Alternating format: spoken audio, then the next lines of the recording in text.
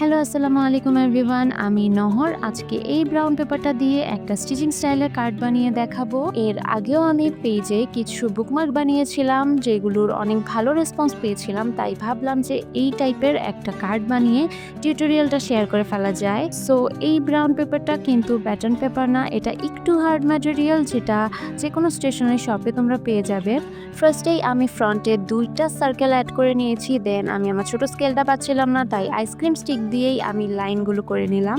এখানে আমি যেহেতু স্টিচ করব, সেই ক্ষেত্রে আমি একটু রাফ স্কেচ করে নিয়েছি। এই যেই সুতাটা আমি ইউজ করেছি, এটা মূলত এমব্রয়ডারির কাজে ইউজ করা হয় যতটুকু আমি জানি। এখানে আমি হোল করে নিয়েছি বিকজ এখানে আমি সুতাটা অনেক মোটা নিয়েছি। আমি শুধু হোলগুলোর মধ্যে দিয়ে ইনসার্ট করে যাচ্ছি যেন ফ্লোরাল প্যাটার্নটা সুন্দরভাবে বোঝা যায়। দেন আমি ওইটাকে মেকআপ করার জন্য সেকেন্ড লেয়ারটা একটু লাইট কালারে দিয়েছি যেন একটু ডিফারেন্স বোঝা যায়। অ্যান্ড অল ওভার কার্ডে একটু গ্রিনারি অ্যাড করার জন্য লিফের মতো করে দিয়েছি। অ্যান্ড পিছনে দেখা যাচ্ছে যে অনেক বেশি মেসি লাগছিল, তাই আমি এখানে গ্লু অ্যাড করে প্যাটার্ন পেপার দিয়ে কভার আপ করেছি। প্যাটার্ন পেপারটা সামনে থেকে একটু বড় মনে হয়, এটাকে আমার পরে কেটে একটু সমান করে নিতে হয়েছে।